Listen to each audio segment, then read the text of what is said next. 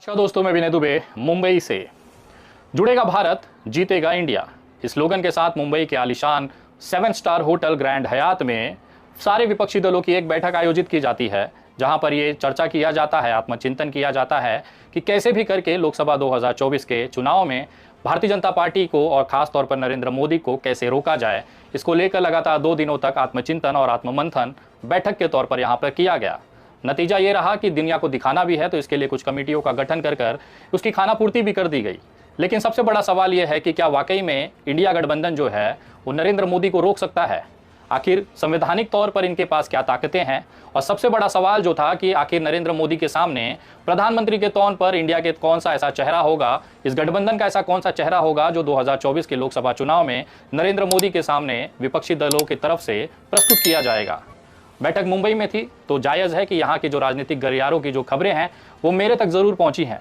आंतरिक तौर पर कुछ ऐसी सूचनाएं हैं, कुछ ऐसी खबरें हैं जो अभी तक सोशल मीडिया पर या समाचार चैनलों पर लीक नहीं हुई हैं।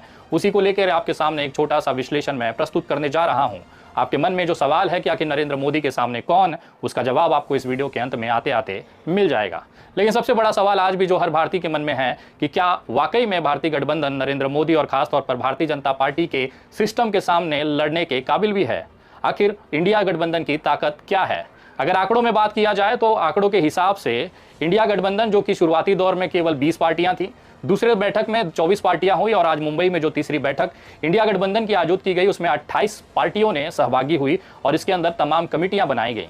ये कमेटी सोशल मीडिया को लेकर थी, ये कमेटी मीडिया को लेकर थी, ये कमेटी जो थी एक समन्वय कमेटी के तौर पर भी थी और एक कमेटी कैंपेन के लिए बनाई गई कि किस तरह से गठबंधन के जो बातें हैं उसको मीडिया तक कैसे पहुंचाया जाए, सोशल मीडिया पर कैसे प्रचारित किया जाए, उसकी एक अलग कमेटी बनाई गई। कैंपेन कौन कौन करेगा और किस तरह से किया जाएगा, उसकी क्या रणनीति होगी, उसके लिए कैंपेन कमेटी का गठन किया गया और इन तमाम विपक्षी दलों की जो 28 राजनीतिक दल हैं इनके साथ में बैठकर एक समन्वय कैसे बनाया जाए, एक कोऑर्डिनेट कैसे किया जाए, उसको लेकर एक कोऑर्डिनेट कमेटी का भी गठन किया गया जिसमें 14 सदस्य थे।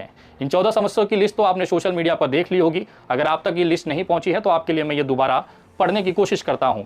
इसमें सबसे पहला नाम था केसी वेणुगोपाल का, जो कि कांग्रेस से आते हैं, राहुल गांधी के सबसे करीबी और विश्वासु इंसान हैं।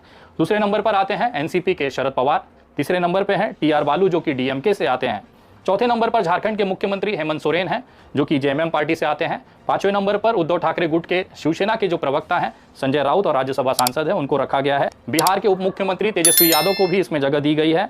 ममता बनर्जी के भतीजे और टीएमसी के महासचिव अभिषेक बनर्जी को भी इस कमेटी में स्थान दिया गया है। उसके बाद आम आदमी पार्टी के राघव चड्ढा, समाजवादी पार्टी के जावेद अली खान, लल्लन सिंह जो कि जेडीयू बिहार से हैं, डी राजा जो कि सीपीआई से हैं, उमर अब्दुल्ला, महबूबा मुफ्ती और सीपीआई-एम गुट के एक सदस्य को इसमें चयनित किया गया है। लिस्ट में समन्वय कमेटी के तौर पर उन्हें सदस्य के तौर पर जोड़ा गया है। ये 14 लोग लगातार इस पूरे विपक्षी दल के जो आपसी मतभेद हैं, आपसी जो सवाल हैं, उसको हल करने का कोशिश करेंगे। इन 14 लोगों के ऊपर ये जिम्मेदारी डाली गई है। लेकिन सबसे बड़ा सवाल ये उठता है कि क्या बीजेपी के प्रशासनिक तंत्र, जनाधार, कार्यकर्ताओं के बेस और सबसे बड़ा संवैधानिक पदों पर बैठे एमपी और एमएलए के ताकतों के हिसाब से क्या ये गठबंधन लड़ने में सक्षम है? आपके मन में भी सवाल होगा कि आखिर ये तमाम 28 जो राजनीतिक विपक्षी दल हैं, ये जुड़ने के बाद आज उनकी संवैधानिक तौर पर क्या स्थिति है? अगर इसको आंकड़े में आप जानना चाहें तो इस तमाम ये जो विपक्षी दल हैं, इनकी अगर टोटल लोकसभा में सदस्यों की संख्या का अगर काउंट में आपको बताना चाहूँ, संख्या बताना चाहूँ, तो वो हो गई है 142। जी हाँ, इस समय इंडिया गठबंधन के पास 142 लोकसभा सांसद हैं। इसके अलावा 98 राज्यसभा सांसद हैं। 98 राज्यसभा मेंबर ऑफ पार्लियामेंट सदस्य ऐसे हैं जो इंडिया गठबंधन से आते हैं। इसके अलावा विधायकों की अगर संख्या की बात की जाए तो कुल 4,500 से ज़्यादा देश के अंदर विधायक हैं, जिसमें से 1706 विधायक जो हैं इस समय इंडिया गठबंधन के पास हैं। तो लगभग अगर देखा जाए तो 25% के आसपास लोकसभा और राज्यसभा में ये आंकड़े हैं और अगर विधायकी के तौर पर देखा जाए तो 37% के आसपास जो सांसद विधायकों का जो कोटा है वो अभी विपक्षी दलों के पास है। लेकिन अभी भी दिल्ली दूर है। ये आंकड़े केवल 25 से 37% हैं। अगर दूसरे पक्ष को देखा जाए, यानी कि एनडीए को देखा जाए या फिर नरेंद्र मोदी के नेतृत्व में भारतीय जनता पार्टी की केंद्र सरकार को देखा जाए तो उनके पास ये आंकड़ा करीबन 74% का है। अभी अंतर बहुत बड़ा है, लेकिन हौसले बुलंद है, इसलिए ये लड़ाई जो है लगातार चलते जा रही है। अब आते हैं उस मुद्दे पर कि आखिर आगे आगामी भविष्य में इंडिया की रणनीति क्या होगी भारतीय जनता पार्टी से लड़ने के लिए।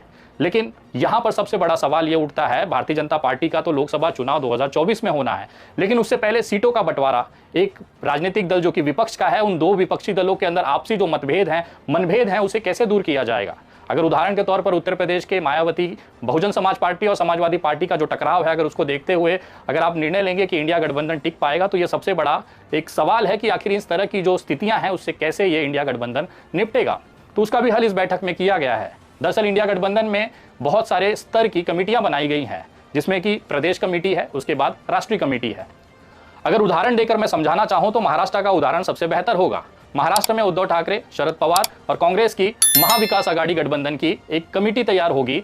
ये महाविकास आघाड़ी के जो पार्टियां हैं, ये महाराष्ट्र के पूरे प्रदेश के अंदर 48 जो लोकसभा सीटें हैं, उस सीटों पर इच्छुक उम्मीदवारों की एक लिस्ट तैयार करेगी और उसे राष्ट्रीय कमेटी के पास भेजेगी। ये जो 3 पार्टियां हैं जो अपने राज्य के अंदर, महाराष्ट्र के अंदर आपस में उम्मीदवार तय करेगी, सीटों का जो बंटवारा है ये आपस में तय करेगी और एक फाइनल लिस्ट राष्ट्रीय कमेटी को भेजी जाएगी। ऐसे ही हालात लगभग सभी विपक्षी दलों के जो शासित राज्य हैं वहां पर इसका ये पैटर्न बनाया गया है कि जो राज्य के अंदर आंतरिक जो मसले हैं, वहां की लोकल स्थानिक जो पार्टी है, जो क्षेत्रीय पार्टी है, उसे हल कर उसकी जो एक फाइनल प्रपोजल है वो राष्ट्रीय कमेटी को भेजी जाएगी। दूसरा उदाहरण के तौर पर अगर देखा जाए तो उत्तर प्रदेश के अंदर समाजवादी पार्टी सबसे बड़ी विपक्षी दल के साथ है, लेकिन उसके साथ में बहुत सारे सोनेलाल पटेल की पार्टी है, बहुत सारी छोटी छोटी पार्टियां हैं जो इंडिया गठबंधन का हिस्सा है। इस गठबंधन को लेकर उत्तर प्रदेश में कौन सी सीट पे कौन सा उम्मीदवार लड़ेगा, उसका जो एक मंथन है ये स्थानिक लेवल पर एक प्रदेश कमेटी वहां के उत्तर प्रदेश की करेगी। इस प्रदेश कमेटी में आपसी समन्वय के हिसाब से वहां पर जो 80 लोकसभा सीटें हैं उसमें आपस में ये तय करेंगे कि कौन सी लोकसभा सीट पर कौन उम्मीदवार होगा, किस पार्टी से होगा। उसके बाद एक फाइनल लिस्ट राष्ट्रीय कमेटी को दी जाएगी जो वहां पर अप्रूवल करेगी और उसके बाद जो एक फाइनल लिस्ट निकल के आएगी वो पूरे देश के अंदर लोकसभा चुनाव के फाइनल उम्मीदवार होंगे इंडिया गठबंधन के तौर पर। तो ये जो आपसी सीटों का बंटवारा है, उसका जो झगड़ा है, ये पहले प्रदेश लेवल पर, स्थानिक लेवल पे जो राजनीतिक पार्टी सक्रिय है, जिसके पास ज्यादा संख्या है, जिसके पास कार्यकर्ताओं का बेस है, वो आपस में बैठकर इसे तय करेंगे। उसके बाद राष्ट्रीय कमेटी के पास इसे भेजकर फाइनल लिस्ट तैयार की जाएगी। तो ये पहला स्टेप इस बैठक में लिया गया है जो कि सबसे महत्वपूर्ण था इंडिया गठबंधन को बचाए रखना, क्योंकि आपस में सीटों के बंटवारों के समय असली जो खेल है वो देखने के लिए मिलेगा। किस पार्टी के पास सही तरीके से संख्या पहुंच रही है, कौन सी पार्टी असंतुष्ट है, या ये भी हो सकता है कि आगामी भविष्य में इस इंडिया गठबंधन की कुछ पार्टियां इसमें से टूटकर स्वतंत्र तरीके से लड़ सके या फिर वो एनडीए का हिस्सा बन सकते हैं, क्योंकि उनको सीटों के बंटवारे पे जो फैसले हो रहे हैं उससे शायद वो नाखुश हों। तो इस तरह की चीजों को पहले से संभालने के लिए ही इंडिया गठबंधन ने अपनी तरफ से समन्वय कमेटी और खासतौर पर प्रदेश कमेटी को बनाने का चर्चा किया है और कुछ कमेटियों को बनाया भी गया है। लेकिन इन तमाम बैठकों और गठबंधन के बातों के बाद, कमेटियों के गठन के बाद, जो सबसे बड़ा सवाल अभी भी जिसका जवाब नहीं मिल पाया है वो है कि प्रधानमंत्री पद का उम्मीदवार इंडिया की तरफ से कौन होगा। अगर आपके मन में भी ये सवाल है तो उसका जवाब आपको मैं देने जा रहा हूं। दिल थाम के बैठिए और इस बात को समझने की कोशिश करिए कि आखिर प्रधानमंत्री नरेंद्र मोदी के सामने इंडिया गठबंधन से कौन सा उम्मीदवार होगा। आप तमाम लोगों के दिलों में ये सबसे बड़ा नाम चल रहा होगा राहुल गांधी का, लेकिन इस चेहरे को देने के पीछे कांग्रेस का ही सबसे बड़ा आक्षेप है कि हम नरेंद्र मोदी के सामने राहुल गांधी को नहीं लड़ाना चाहते हैं। दरअसल हम चाहते हैं कि नरेंद्र मोदी के सामने इंडिया लड़े, ना कि कोई चेहरा। इसको लेकर बहुत सारा घमासान, बहुत सारी बैठक इस मीटिंग में हुई है और सबसे अच्छी चीज ये है कि राहुल गांधी के नाम को लेकर, ना राहुल गांधी को लड़ाकर इंडिया अगर लड़ाया जाए तो ये बेहतर होगा। ये जो प्रपोजल है खुद कांग्रेस ने इंडिया गठबंधन की कमेटी और सारे 28 विपक्षी दलों के सामने रखा है, जिस पर लगभग सहमति बनती दिखाई दे रही है। ये बहुत आंतरिक खबर मैं आपको दे रहा हूं जो अभी तक किसी भी मीडिया में ये लीक नहीं हुई है। ये बैठक इसलिए की गई थी मुंबई में कि प्रधानमंत्री पद को लेकर जिस तरह से लोगों के अंदर एक बिखराव दिखाई दे रहा है कि नरेंद्र मोदी तो एनडीए का चेहरा है ही, इंडिया की तरफ से कौन लड़ेगा। तो दरअसल अब जो लड़ाई है भविष्य में आप देखेंगे इसको लेकर कि इंडिया के सामने से जो इंडिया गठबंधन है उसकी तरफ से कोई भी एक चेहरा ऐसा नहीं लड़ेगा। दरअसल लड़ाई जो है वो नरेंद्र मोदी के सामने इंडिया का रखा जाएगा। इस तरह से विपक्षी दलों की अपनी तैयारियां हैं। दरअसल उनका ये कहना है, विपक्षी दलों का खासतौर पर इंडिया गठबंधन का ये सोचना है कि पहले चुनाव लड़ लिया जाए, जिसके पास संख्या ज्यादा होगी उसी आधार पर प्रधानमंत्री तय उम्मीदवार जो है वो तय कर लिया जाएगा। लेकिन चुनाव से पहले किसी को भी नाराज नहीं किया जा सकता। जैसे कि नीतीश कुमार हैं, ममता बनर्जी हैं, राहुल गांधी हैं, शरद पवार हैं, तमाम ऐसे चेहरे हैं जो कि इस पद के लिए रेस में दिखाई दे रहे हैं। लेकिन पैटर्न या फिर फार्मूला ये बनाया जा रहा है कि पहले लोकसभा चुनाव नरेंद्र मोदी के सामने इंडिया को लड़ा दिया जाए, उसके बाद जो नंबर्स आएंगे उसके आधार पर तय किया जाएगा कि किसके पास ज्यादा संख्या है, उसी आधार पर प्रधानमंत्री का उसका चयन किया जाएगा। दरअसल प्रधानमंत्री चयन की जो प्रक्रिया है बहुत सारे लोगों को नहीं पता है कि जब सांसद चुने जाते हैं तो लोकसभा के अंदर शपथ ग्रहण के बाद उन्हें अपना सांसदीय दल का एक नेता चुनना होता है। दरअसल यही जो सदस्यों का जो दल का जो नेता होता है वो आगे जाके प्रधानमंत्री पद का शपथ लेता है। तो अभी फिलहाल में इंडिया गठबंधन में ऐसे किसी नाम पर मुहर नहीं लगी है। लड़ाई जो है लोकसभा चुनाव का वो नरेंद्र मोदी वर्सेस इंडिया का होने जा रहा है, जिसमें तमाम पूरा देश जो भारत है वो इंडिया है वो नरेंद्र मोदी से लड़ेगा। इस तरह का एक जो माहौल है पूरे देश के अंदर तैयार किया जा रहा है और पोस्ट इलेक्शन यानी चुनाव के बाद जिसके पास नंबर्स ज़्यादा होंगे वही इस देश के प्रधानमंत्री के तौर पर शपथ लेगा। और सबसे बड़ी राहत की खबर यह है कि तमाम विपक्षी दलों ने यह आपस में मिलकर निर्णय किया है कि पहले भारतीय जनता पार्टी के उम्मीदवार के सामने 3 से 4 विपक्षी दलों के उम्मीदवार हुआ करते थे, लेकिन लोकसभा 2024 में भारतीय जनता पार्टी के एक लोकसभा उम्मीदवार के सामने केवल एक ही पार्टी विपक्षी दलों का उम्मीदवार होगा। यानी कि पूरे देश के अंदर 545 सीटों पर लोकसभा के चुनाव अगर होने हैं तो विपक्षी दलों की तरफ से केवल एक उम्मीदवार ही इन सीटों पर दिया जाएगा। यानी कि पूरे इंडिया गठबंधन से लोकसभा 2024 में भारतीय जनता पार्टी के 545 उम्मीदवारों के सामने इंडिया गठबंधन के 545 उम्मीदवार ही होंगे।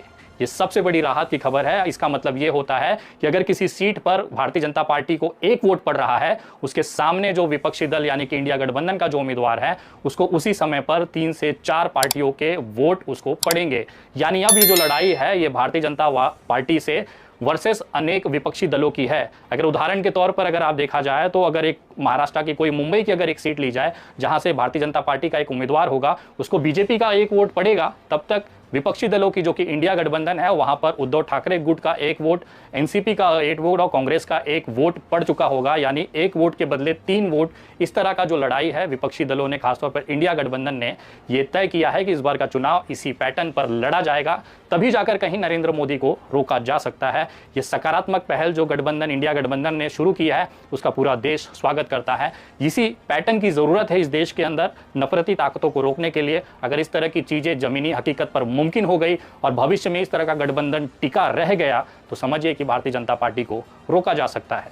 ये वीडियो के अंदर जो जानकारी मैं आपको दे रहा हूं ये सीधे मुंबई के इंडिया गठबंधन की बैठक होटल ग्रैंड हयात के अंदर से मेरे जो करीबी मित्र हैं उनके माध्यम से, कुछ मैंने भी राजनीतिक नेताओं से बात की, उनके बाद जो चीज़ें निकल के आई हैं उस वीडियो के माध्यम से मैंने आपको बताने की कोशिश की है। तो इंडिया गठबंधन को लेकर जो आंतरिक खबरें थी जो अभी तक किसी सोशल मीडिया समाचार चैनलों पर नहीं दिखाई गई, विनय दुबे के इस चैनल पर आपने उसे देखी है। और आगामी इस तरह की कोई सनसनीखेज या जो छुपी खबरें हैं उसे देखने के लिए आप मेरे चैनल को सब्सक्राइब इसे जरूर सब्सक्राइब करें। इस वीडियो को ज़्यादा से ज़्यादा लोगों तक पहुँचाएं। अगली वीडियो बहुत जल्द, तब तक जय हिंद, जय महाराष्ट्र।